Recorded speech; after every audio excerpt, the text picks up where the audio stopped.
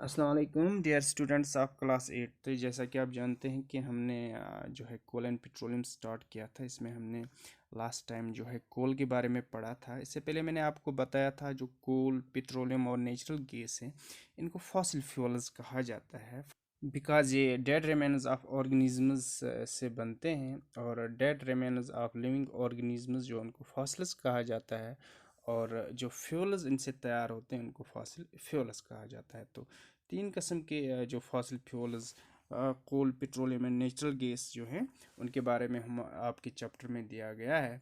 और आज हमारा जो टॉपिक है वो है story of coal. Story of coal. Coal के बारे में हमने पढ़ा, यूजेस ऑफ कोल के बारे में हमने पढ़ा। आज हम देखेंगे कि ये कोल जो है, इसकी जो है कहानी है, ये किस तरह से ज़मीन के नीचे तैयार होता है, उसी के बारे में हमने आज पढ़ना है।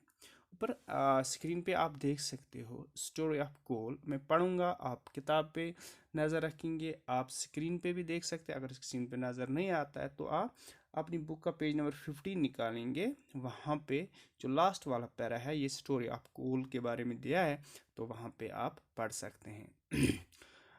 तो मैं पढ़ूंगा, आप नज़र रखिएगा जो बुक है उस के पेज नंबर 15 पे। Where do we get coal from and how is it formed?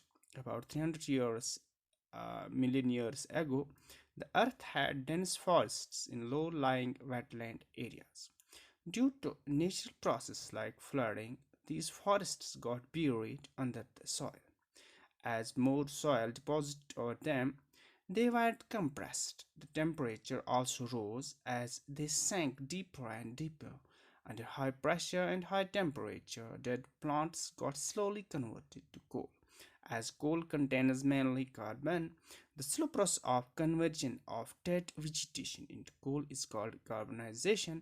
Since it was formed from the remains of vegetation, coal is also called a fossil fuel. तो अब हम समझने की कोशिश कर रहे हैं कि ये क्या बता रहा है।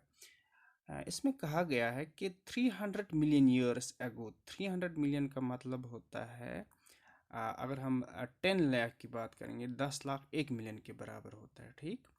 तो 300 मिलियन ईयर्स आप अंदाज़ा लगाइए, ये 10 लाख इंटू 300 आपको करना है, तो वो टोटल जो बनता है 3000 लेक ईयर्स। 3000 लेक ईयर्स कहने को तो ज़बान से आसान लगता है, ये बहुत बहुत बहुत ज़्यादा जो है वक्त होता है। और अगर हम 100 साल की बात करते हैं तो 100 साल भी हमें जो है बहुत ज़्यादा टाइम लगता है। 100 साल में बहुत ज़्यादा चेंज होती है। तो यहाँ पे ये 3000 लाख साल की बात कर रहा है। तो उस टाइम जो है ज़मीन के ऊपर जो वेटलैंड एरियाज़ हैं, वहाँ पे बहुत ज़्यादा डेनिस फॉरेस्ट हुआ करते थे। क्या हुआ करते थे? डेनिस फॉरेस्ट, घने जंगल हुआ करते थे।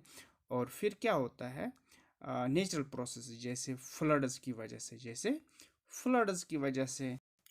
फ्लड्स क्या होता है? फ्लड्स होता है सैलाब। तो सैलाब से क्या होता है कि ये जो फॉरेस्ट्स हैं, ये ब्यूरिड अंडर द सॉइल, ये ज़मीन के नीचे दब जाते हैं, ज़मीन के नीचे दब जाते हैं। एज मोर सॉइल डिपॉजिटेड ओवर दैम, और सॉइल उनके ऊपर चढ़ती रहती है, क्योंकि ये 3000 लाख साल की बात है। आप खुद अंदाज़ा लगा, अगर हम 3 साल की बात करते हैं, 3 साल में बहुत सारी चेंजेस आती हैं ज़मीन के ऊपर। अगर हम ज़मीन की सरफेस के ऊपर कोई लिफाफा डालते हैं और उसको डिस्टर्ब नहीं करेंगे, वो अपने किसी खेत में होगा, या हम देखते रहते हैं और 2-3 साल में वो गायब हो जाता है। और उस जगह जहाँ पे हमने वो लिफाफा देखा था, अगर हम उस जगह देखेंगे, खोदेंगे थोड़ा बहुत ज़मीन, तो ज़मीन के नीचे उसके ऊपर जो सॉइल का लेयर है वो चढ़ जाता है। ठीक इसी तरह से जो फास्ट ज़मीन सरफेस ऑफ अर्थ 3000 लाख साल पहले दब गए थे, यानी 300 मिलियन ईयर्स एगो की बात हम कर रहे हैं अगर, तो वहाँ पे जो है उनके ऊपर सॉइल के लेयर्स चढ़ गए थे, सॉइल के लेयर्स चढ़ गए थे। और as a result of it, due to ये कंप्रेस हो गए, ड्यू टू हाई प्रेशर। ज़मीन के नीचे क्या होता है, ज़मीन के नीचे जितना ये नीचे चले गए, जितना हम ज़मीन को खोदते हैं, उतना ज़्यादा नीचे ज़मीन से गर्मी निकलती है, ज़मीन गर्म होती है।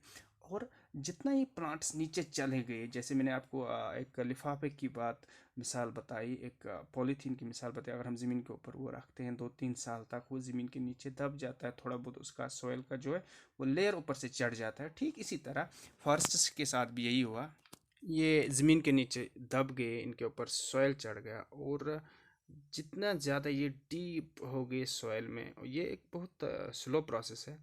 और जो है ज़मीन के नीचे हाई प्रेशर होता है, हाई टेम्परेचर होता है, यानी दबाव होता है ज़्यादा मिट्टी का, और ज़्यादा गर्मी होती है। जो ये डेड प्लांट्स है या ट्रीज़, जो फॉरेस्ट ट्रीज़ जो ज़मीन के नीचे दब गए हैं, ये कोयले में तब्दील होते हैं, क्योंकि इनमें इनको इनकम्प्लीट कंबशन होती है। कंबशन का मतलब होता है जलना। ज़मीन के नीचे जब गर्मी ज़्यादा बढ़ गई तो ये खुद ब खुद जो है गर्मी की वजह से जल जाते हैं, और उनकी जो कंबशन होती है वो इनकम्प्लीट होती है, और इस प्रोसेस को बोलते हैं कार्बनाइजेशन, यानी the slow process of conversion of dead vegetation into coal is called carbonisation. Vegetation का मतलब होता है ये प्लांट्स ट्रीज जो ज़मीन के नीचे दब गए, और जो है किसी दिन फिर उनको 300 मिलियन ईयर्स लग गए और कोयला बन गया, और इस प्रोसेस को बोलते हैं carbonisation. Since it was formed dead remains of which coal is also known as fossil fuel.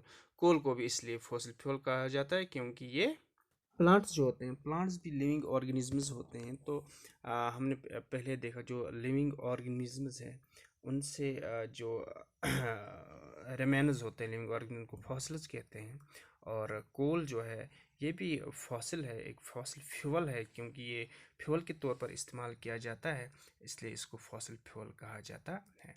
ये कार्बनाइजेशन का प्रोसेस मैं आपको बता दूंगा। कभी क्वेश्चन आता है क्या लैब में हम जो है कार्बनाइजेशन का प्रोसेस जो है कर सकते हैं? नहीं, इसको कई साल लगते हैं और हम इस प्रोसेस को नहीं कर सकते हैं। ये बिल्कुल स्लो प्रोसेस, 300 मिलियन ईयर्स की बात है, तो ये बिल्कुल स्लो प्रोसेस, हम लैब में इस प्रोसेस को नहीं कर सकते हैं। और अब इसी पैरा में जो है कुछ क्वेश्चंस मैंने आपको डाल दिए हैं। How is coal formed, how coal is formed, coal किस तरह बनता है, ये इसी पैरा में आपको निकलेगा इसके बारे में।